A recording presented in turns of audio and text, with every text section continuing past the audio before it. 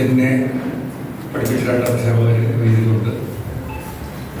അതുപോലെ തന്നെ എൻ്റെ ധാരാളം സുഹൃത്തുക്കൾ ഞാൻ വീടുകളുടെ സമയത്ത് ആശ്വാസവചനങ്ങളും അതുപോലെ സഹായവുമായിട്ട് എനിക്കുള്ള ധാരാളം ആളുകൾ അവരുടെ മുഖവും ഞാൻ കൊടുക്കാറുണ്ട്. TCRന്റെ ഭാരവാഹികളും അന്ന് എൻ്റെ അടുത്ത് അനുഭവം അറിയിക്കൊണ്ട് വന്നു. അതിൻ്റെ ഒരു അതിന് പേരില് ബ്ലോക്കുകളത്ത് വെച്ച് തലോട് കിട്ടിയെന്നാണ് എനിക്ക് പറയുന്നത്. ഏതായാലും എനിക്ക് വേണ്ടി തല്ലിക്കൊണ്ടവരും ഒരു അപ്പോൾ നിങ്ങളെയൊക്കെ കാണാൻ വേണ്ടിയിട്ട് കത്തോലിക്കത്തിനെ കുറിച്ച് കേട്ടിട്ടുണ്ട്. അയലോകമായിട്ട് ഫോണിൽ സംസാരിച്ചിട്ടുണ്ടായിരുന്നു, പക്ഷേ നേരിൽ കാണുന്നത് എന്നാണ്.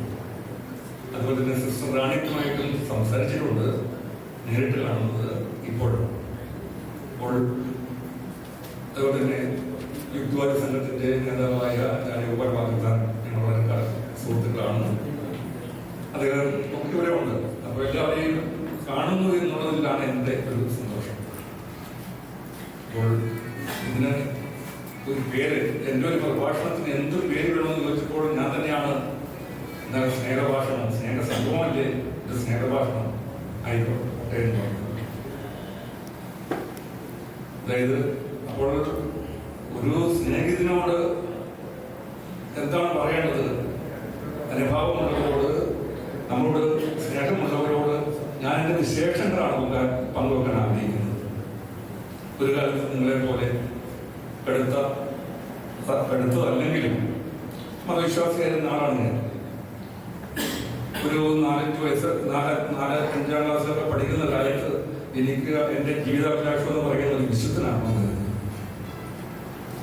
പിന്നെ ഒരു 7-8 ക്ലാസ്സൊക്കെ ആയപ്പോഴേക്കും അത്ര കടുപ്പം വേണ്ട, ഒരു വൈദികനായാൽ മതി എന്ന് വിചാരിച്ചു.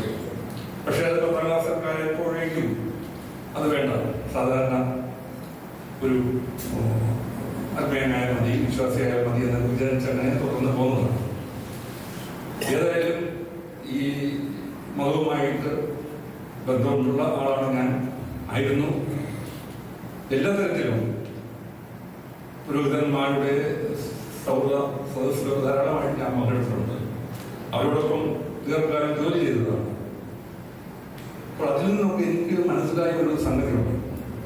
ഈ തിരുസഭ എന്ന് പറയുന്നത് അത് റോമിലെ പോപ്പ്, അദ്ദേഹത്തിന്റെ കീഴിലുള്ള കർദിനാളന്മാരും അവരുടെ താഴെയുള്ള ബിഷപ്പുമാരും അവരുടെ താഴെയുള്ള വൈദികരും അടങ്ങുന്ന ഒരു സമൂഹമാണ്. ആ സഭയിൽ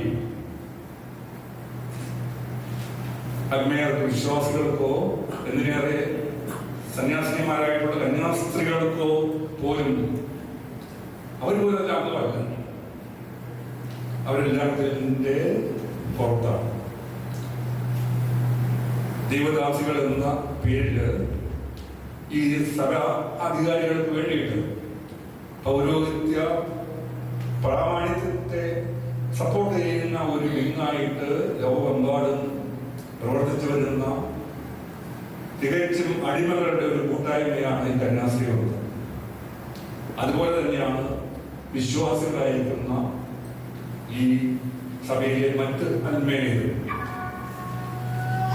അതിന് തെളിവ് എന്താണ്?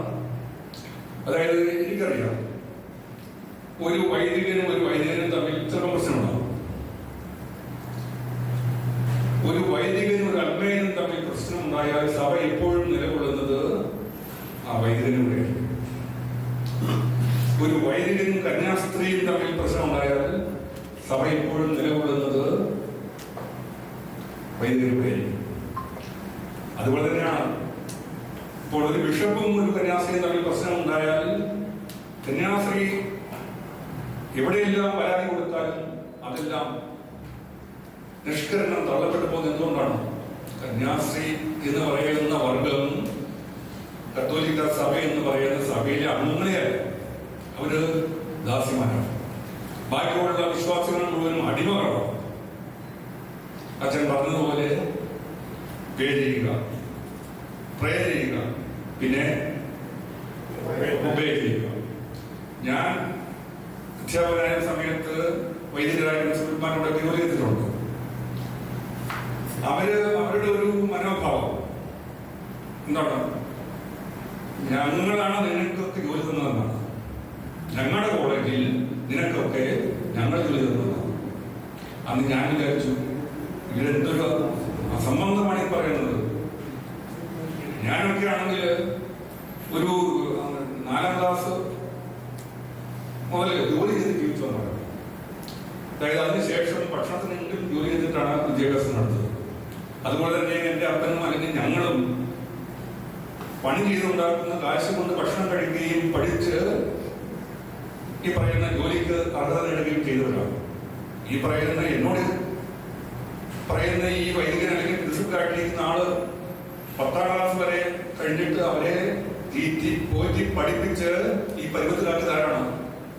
നമ്മളൊക്കെ അല്ലേ, നമ്മുടെ കാശ് കൊണ്ട് പഠിച്ച് തിന്ന് കൊഴുത്ത് നമ്മുടെ ഒപ്പം പോലും വിദ്യാഭ്യാസത്തിന്റെ യോഗ്യതയില്ലാത്ത അല്ലെങ്കിൽ അത്രയൊന്നും നിരത്തില്ലാത്ത ആളുകളുടെ ജോലി നേടി പ്രിൻസിപ്പലായിട്ട് വന്നിട്ട് നമ്മളോട് പറയുകയാണ് ഞങ്ങളാണ് നിങ്ങൾക്ക് ജോലി തന്നത്, അതുകൊണ്ട് എന്ത് ചെയ്യണം? ഒരേ ചെയ്യണം. എന്നോടൊരു പ്രിൻസിപ്പൽ ഒരു 40 തവണയെങ്കിലും പറഞ്ഞിട്ടുണ്ട്. അതായത് കഴിവല്ല, വിധേയത്വമാണ് നിങ്ങൾ പ്രതീക്ഷിക്കുന്നത്. ഞാൻ എന്നെ ഏതെങ്കിലും ജോലിയൊക്കെ ഭംഗിയായിട്ട് ചെയ്യും, പരമാവധി ചെയ്യുന്നതിൽ പരമാവധി ഭംഗിയാക്കണമെന്ന് എനിക്ക് നിർബന്ധത്തോടെ കൊടുത്തിട്ടാണ്. അത് ഞാൻ ഒഴിവാക്കി. പക്ഷെ ചെയ്യുന്നത് പരമാവധി ഭംഗിയാക്കാൻ ശ്രമിക്കണം. അപ്പോൾ അദ്ദേഹം പറയും കഴിവല്ല, കഴിവിനെ അല്ല ഞങ്ങൾ അംഗീകരിക്കുന്നത്, വിധേയനായിരിക്കണം, വിധേയത്വമാണ് ഞങ്ങൾ പ്രതീക്ഷിക്കുന്നത്.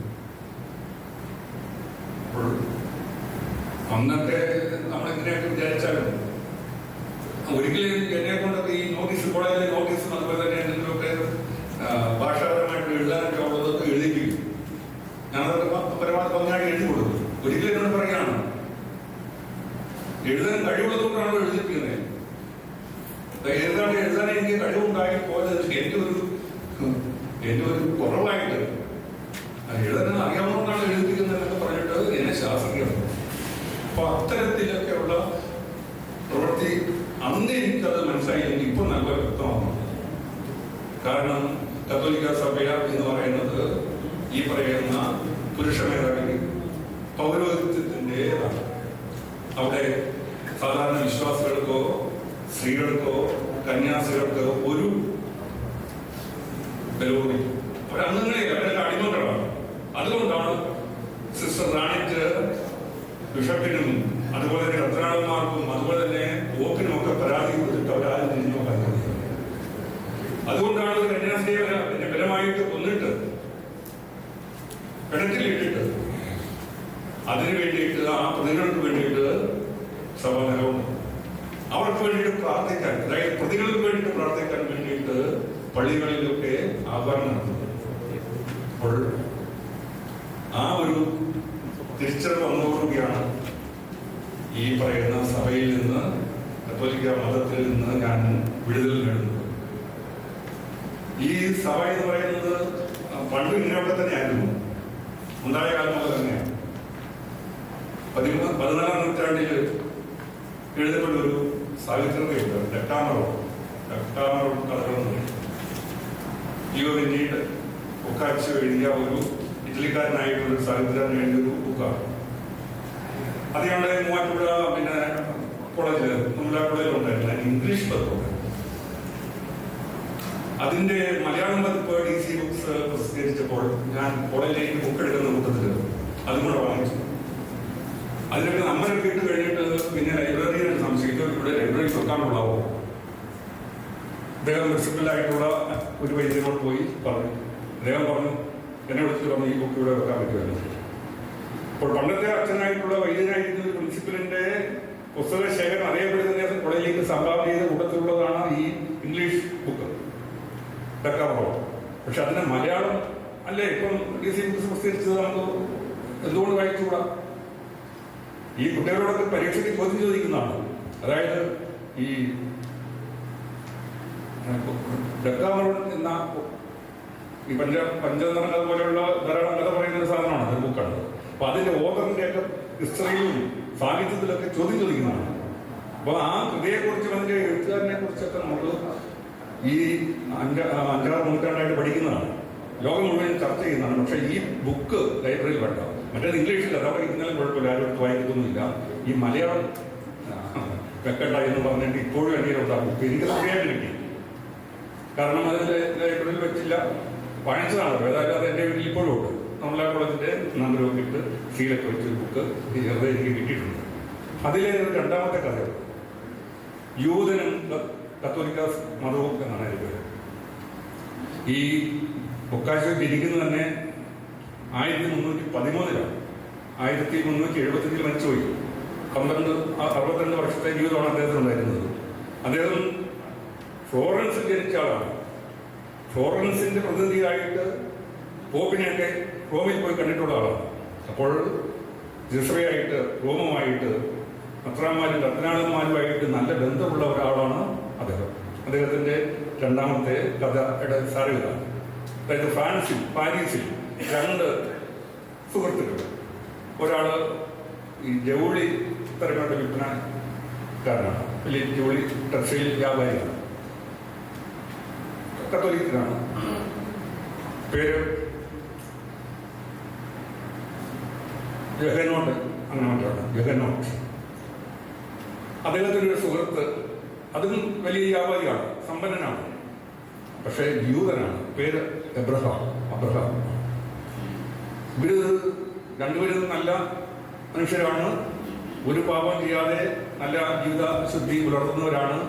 പക്ഷേ ഈ പറയുന്ന കത്തോലിക്കന് തൻ്റെ സുഹൃത്തിനെ കുറിച്ച് ഭയങ്കര സങ്കടമാണ്.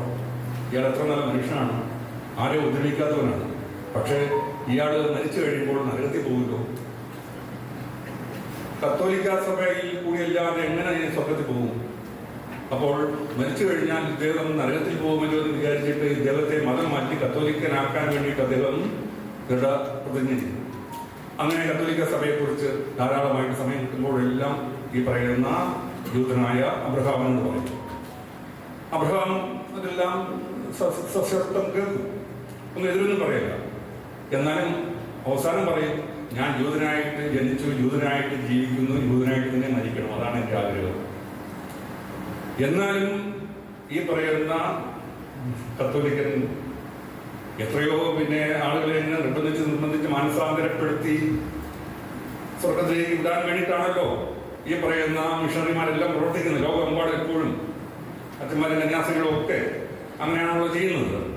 ഇവിടൊക്കെ ജില്ലയിൽ പോയി അവരെ മാനസാന്തരപ്പെടുത്തി സ്വർഗത്തിലേക്കാൻ വേണ്ടിയിട്ടുള്ള യജ്ഞമാണ്. ഈ പറയുന്ന കച്ചവടക്കാരനും ഈ പറയുന്ന കൊടുത്തില്ല. അവസാനം ഇങ്ങനെ പറഞ്ഞ് അവസാനം പറഞ്ഞു, എന്നാൽ ശരി, ഞാൻ കത്തോലിക്ക സഭയിൽ ചേരണമെന്ന് ആലോചിക്കാം. റോമിൽ പോയിട്ട്, അവിടെയാണല്ലോ പരിശുദ്ധ പിതാവ് പോപ്പൊക്കെ ഉള്ളത്, പോപ്പിന്റെ അടുത്ത് പോയിട്ട് പോപ്പൊക്കെ എങ്ങനെയാണ് അവിടെ ജീവിക്കുന്നത്, അതുപോലെ തന്നെ അവിടുത്തെ കർദിനാളന്മാര്, മെത്രാന്മാര്, പുരോഹിതന്മാരൊക്കെ എങ്ങനെയാണ് അവിടെ ജീവിക്കുന്നത് എന്ന് ഞാൻ അറിഞ്ഞിട്ട് വരട്ടെ. അപ്പോൾ ഈ പറയുന്ന കത്തോലിക്കൻ പറഞ്ഞു, യോഹന്നായിട്ട് പറഞ്ഞു, അതൊന്നും വേണ്ട, അവിടെ പോയി അവരുടെ ഈ പോപ്പിന്റെയും അതുപോലെ മെത്രാന്മാരുടെയും കർദിനാളന്മാരുടെയും കുത്തഴിഞ്ഞ് ജീവിതം കണ്ട് കഴിഞ്ഞാൽ പിന്നെ ഇയാൾ ഒരിക്കൽ കത്തോലിക്ക സഭയിൽ ചെയ്യരുത് നല്ല ബോധ്യമുണ്ട്. അതുകൊണ്ട് പോകണ്ട. അത് മാത്രമല്ല, എത്ര പാരീസിൽ നിന്ന് റോമിൽ പോകാൻ എത്ര ദൂരമുണ്ട്. ഈ പ്രായത്തിൽ നിങ്ങളിങ്ങനെ കരമാർക്കും കടൽമാർക്കും ഒന്നും സഞ്ചരിക്കുന്നതന്നെ ശരിയല്ല. ഏതായാലും പോകാൻ തീരുമാനിച്ചതാണെന്ന് പറഞ്ഞ് ഈ അബ്രഹാം പോയി. അദ്ദേഹം അവിടുത്തെ യൂതന്മാരായിട്ടുള്ള ചില സുഹൃത്തുക്കളുടെ കടലിൽ പോയി താമസിച്ചിട്ട് അവിടുത്തെ പോപ്പും അതുപോലെ തന്നെ കർദിനാളന്മാരും ബിഷപ്പുമാരും വൈദികരും ഒക്കെ എങ്ങനെയാണ് ജീവിക്കുന്നതെന്ന് മനസ്സിലാക്കി. ഇതൊക്കെ വളരെ രഹസ്യമായിട്ടാണ് അദ്ദേഹം ചെയ്തത്. അദ്ദേഹത്തിന് മനസ്സിലായി, ഈ പറയുന്ന ആളുകൾ ദൈവത്തിന്റെ പ്രതിപുരുഷന്മാരാണെന്ന് പറയുന്ന ആളുകൾ എത്രമാത്രം നിന്ദ്യമായ ഒരു ജീവിതമാണ് അവിടെ നയിക്കുന്നത്. അവര് ഈ ആളുകളുടെ പണം മുഴുവൻ നേർച്ചെന്ന പേരിലും ഒക്കെ പിടുങ്ങിയിട്ട് വലിയ സമ്പന്നരായിട്ട് തീറ്റയും കുടിയും മദ്യപാനവും ലൈംഗിക വൈകൃതങ്ങളുമായിട്ട് അങ്ങനെ അർമാദിക്കുകയാണ്. അതെല്ലാം കണ്ടു മനസ്സിലാക്കി. എന്നിട്ട് അദ്ദേഹം തിരിച്ചു വന്നു. അതായത് ഈ പാവങ്ങളുടെ പണം എടുക്കാൻ വേണ്ടിയിട്ട് നേർച്ച പണം, അങ്ങനെയാണ് പേര് മാറ്റി പറയുന്നത്. ഉദരപൂരണം, ഇങ്ങനെ സുഭിക്ഷമായിട്ട് ജീവിക്കാൻ വേണ്ടിയിട്ട് എന്താണ് ജീവസന്ധാരണം, അങ്ങനെയൊക്കെ പദമാണ് അവർ ഉപയോഗിക്കുന്നത്. അങ്ങനെ ദേവാലയത്തിലെ വസ്തുക്കളൊക്കെ വിറ്റ് മുടിച്ചും കട്ടുമുടിച്ചും അതുപോലെ തന്നെ ദല്ലാളിപ്പണി നടത്തി പാരീസിലെ കച്ചവടക്കാരുണ്ടാക്കുന്നതിനേക്കാൾ കൂടുതൽ പണം ഉണ്ടാക്കും. എന്നിട്ട് ആ കാശ് കൊണ്ട് ഇങ്ങനെ തോന്നിവാസം ജീവിക്കുകയാണ്. ഇതെല്ലാം കണ്ട് തിരിച്ചു വന്ന ആളിനോട് ഈ പറയുന്ന നമ്മുടെ കത്തോലിക്കൻ കൂടുതൽ ചോദിക്കാനൊന്നും പോയില്ല. യാത്രയൊക്കെ എങ്ങനെ ഉണ്ടായിരുന്നു മാത്രമേ ചോദിച്ചുള്ളൂ. കുഴപ്പമില്ലായിരുന്നു പറഞ്ഞു. പിന്നെയും ഒരാഴ്ച 2 ആഴ്ച കഴിഞ്ഞപ്പോൾ അദ്ദേഹത്തിന്റെ മനസ്സെന്താണെന്ന് അറിയാനുള്ള താല്പര്യത്തോടുകൂടി വീട്ടിൽ ചോദിച്ചു, എങ്ങനെ ഉണ്ടായിരുന്നു? ഞാനവിടെ പോയി കണ്ടു. നിങ്ങളുടെ ഈ സഭാപിതാക്കന്മാരൊക്കെ നടത്തുന്ന ഒരു നിന്ദ്യമായ ജീവിതം ഞാൻ കണ്ടു മനസ്സിലാക്കി. ഇവർ ശരിക്കും ചെയ്യുന്നത് ഈ പറയുന്ന സഭയെ വളർത്താനല്ല, തളർത്താനാണ്. പക്ഷേ നിങ്ങളുടെ മതം ഒരു ദൈവാനുഗ്രഹമുള്ള മതമാണ്. ഈ ബിഷപ്പും പോപ്പും അതുപോലെയുള്ള കർത്താടന്മാരും മുഴുവനും ഇതില്ലായ്മ ചെയ്യാൻ വേണ്ടിയിട്ട് ശ്രമിച്ചിട്ടും ഇതിപ്പോഴും ഈ കത്തോലിക്ക സഭ ഇങ്ങനെ ലോകമെമ്പാടും വളരുന്നുണ്ട്. അപ്പോൾ അത് പ്രത്യേക ഒരു ദൈവാനുഗ്രഹമുള്ള മതമാണ്. അതുകൊണ്ട് ഞാൻ നിങ്ങളുടെ മതത്തിൽ ചേരാൻ തീരുമാനിച്ചത്. അങ്ങനെ അടുത്ത നാളിൽ അദ്ദേഹം ക്രൈസ്തവനായി കത്തോലിക്ക സഭയിൽ അംഗമായി. ഈ യൂതമതം അന്ന് ക്ഷയിക്കുകയും കത്തോലിക്ക മതം അന്ന് വളരുകയും ചെയ്ത സമയമാണ്.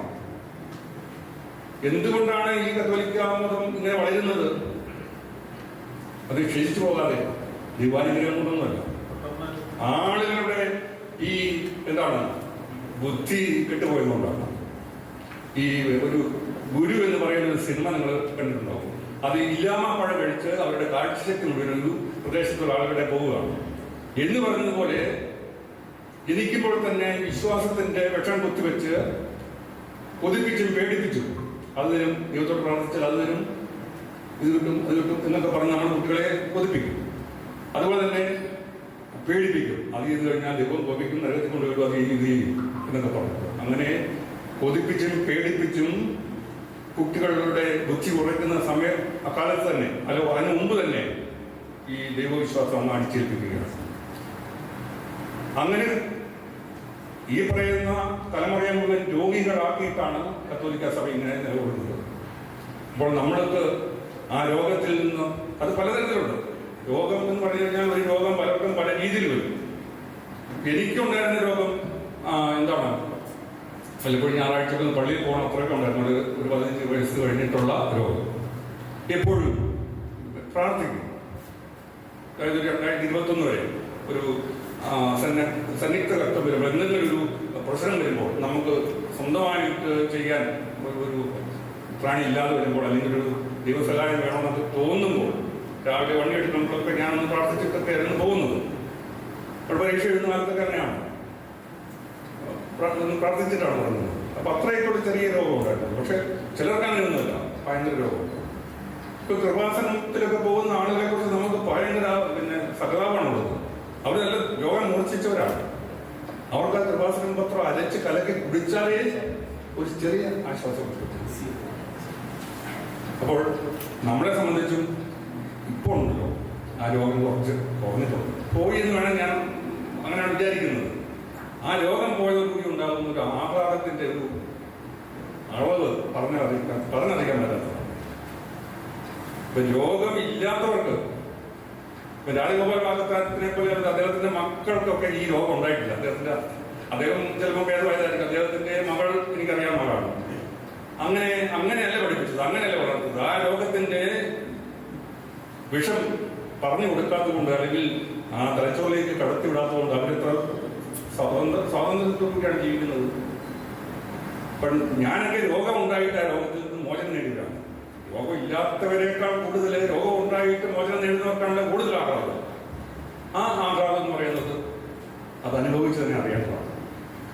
അപ്പോൾ നമ്മൾ ഈ പറയുന്ന സഭയെ നവീകരിക്കുന്നല്ല ശരിക്കും ചെയ്യേണ്ടത്. നമ്മൾ നല്ല മനുഷ്യരായിട്ട് ജീവിക്കാൻ ഈ പറയുന്ന മതമൊന്നും ആവശ്യമൊന്നുമില്ല. ഈ മനുഷ്യവർഗത്തോട് മാത്രമേ നമുക്കൊരു കടപ്പാടുള്ളൂ, അല്ലേ? കോഴിപ്പൂവിനോട് നമുക്കൊരു കടപ്പാടുണ്ടോ? ആട്ടുകുട്ടിയോടുണ്ടോ? നമ്മളതിനെ ഒന്ന് നിന്ന് ജീവിക്കേണ്ടവരാണ്. നമുക്കുള്ളത് ഈ ലോകത്തുള്ള ഹോമോസാപ്പിയൻസ് എന്ന് പറയുന്ന മനുഷ്യ സ്പീഷ്യസ് അവരോട് ഒരു കരുണ കാണിക്കുക, അവരെ പരമാവധി ഉപദ്രവിക്കാതിരിക്കുക. അത് മാത്രം ചെയ്താണ് ഒന്നാമത് ചെയ്യേണ്ടത്, മറ്റു മനുഷ്യരെ ഉപദ്രവിക്കാതിരിക്കുക. നിങ്ങൾക്ക് മറ്റുള്ളവർ നിങ്ങളോട് ചെയ്യുമ്പോൾ നിങ്ങൾക്ക് അഹിതമെന്ന് തോന്നുന്ന കാര്യം അവരോട് ചെയ്യാതിരിക്കുക. മഹാഭാരതത്തിലൊരു സംഗതിയാണ്. രണ്ടാമത് അത് മതി. മറ്റുള്ളവർക്ക് ഒരു ഉപകാരം ചെയ്തില്ലെങ്കിലും എന്താണ് ചെയ്യേണ്ടത്? ആദ്യം ദ്രോഹിക്കാതിരിക്കുക, ഒറ്റക്കാര്യം. രണ്ടാമത് പറ്റുമെങ്കിൽ അവർക്ക് എന്തെങ്കിലും ഉപകാരം ചെയ്യുക. ഈ മത്തായിയുടെ സുവിശേഷത്തിലൊക്കെ പറയുന്ന പോലെ, യേശുവിൻ്റെതായിട്ട് പറയുന്നത് പോലെ, അതായത് മറ്റുള്ളവർ നിങ്ങൾക്ക് എന്ത് ചെയ്തു തരണമെന്ന് നിങ്ങൾ ആഗ്രഹിക്കുന്നു, അത് അവർക്ക് ചെയ്തു കൊടുക്കുക. ഈ രണ്ട് നിയമം അത് നമുക്ക് മനുഷ്യരോട് സ്നേഹത്തിൽ സഹവർത്തത്തിൽ ജീവിക്കാം. അല്ലാതെ ഈ പറയുന്ന സ്തോത്രവും കാഴ്ചകളും ഈ പറയുന്ന പിന്നെ ഈ പ്രപഞ്ചത്തിന്റെ ഒക്കെ ഈ നിയന്ത്രാതാവിനെ നമ്മൾ സൃഷ്ടിച്ചിട്ട് വല്ല കാര്യമുണ്ട്. എപ്പോഴും എന്നോട് സാർ കൊള്ളാം എന്ന് പറഞ്ഞു കഴിഞ്ഞാൽ എനിക്ക് അരിഞ്ഞത് എന്നെ ശ്രദ്ധിച്ചാൽ. അപ്പൊ ഈ എപ്പോഴും അങ്ങ് മഹോന്നതനാണ് സ്തുതിയായിരിക്കട്ടെ എന്ന് പറഞ്ഞു കഴിഞ്ഞാൽ ഈ നമ്മളിങ്ങനെ ഈ സ്തുതിയൊക്കെ ഏറ്റുവാങ്ങുന്ന ദൈവം ബോറനാണ് അല്ലേ സത്യത്തിൽ. അപ്പൊ അങ്ങനെ എല്ലാ ആളുകളെ കൽപ്പിച്ച പണം കിട്ടുന്നാനുള്ള ഒരു അവസ്ഥ. ഇപ്പൊ ഇന്ന് ഈ ഇടയ്ക്ക് ഞങ്ങളുടെ ഇപ്പം കോശാനായറാണല്ലോ, ഇന്നലെ പറഞ്ഞു കോശാനായരുടെ കുർബാനയുടെ വിവരമൊക്കെ പറഞ്ഞ ഒരു മെസ്സേജ് വന്നു. അതിനകത്ത് അവസാനം MP നാളത്തെ സ്തോത്രക്കാഴ്ച നോമ്പുകാല പിരിവാണ്. അതായത് നിങ്ങൾ നോറ്റ് കുറച്ച് ഇറച്ചി മീനും ഒഴിവാക്കിയിട്ട് കുറച്ച് കാശ് സമ്പാദിച്ച് വെച്ചിട്ടുണ്ടല്ലോ, അത് മുഴുവനും പിരിവായിട്ട് പള്ളിയിൽ കൊടുക്കണം പറയും. അപ്പോൾ അങ്ങനെയൊക്കെയുള്ള ഈ രോഗത്തിൽ നിന്ന് നാം പരമാവധി മോചിതരായിട്ട് വരണം എന്നാണ് എൻ്റെ ആഗ്രഹം. ഈ പറയുന്ന ഈ ജനാധിപത്യം പോലും ഈ ലോകത്ത് നടപ്പാകാത്ത എന്തുകൊണ്ടാണ്? ഈ മതം തന്നെയാണ്. ഈ യുദ്ധങ്ങളെല്ലാം വരുന്നത് ഇപ്പോൾ നടക്കുന്നത് ഈ മതത്തിന് പേരിലാണ്.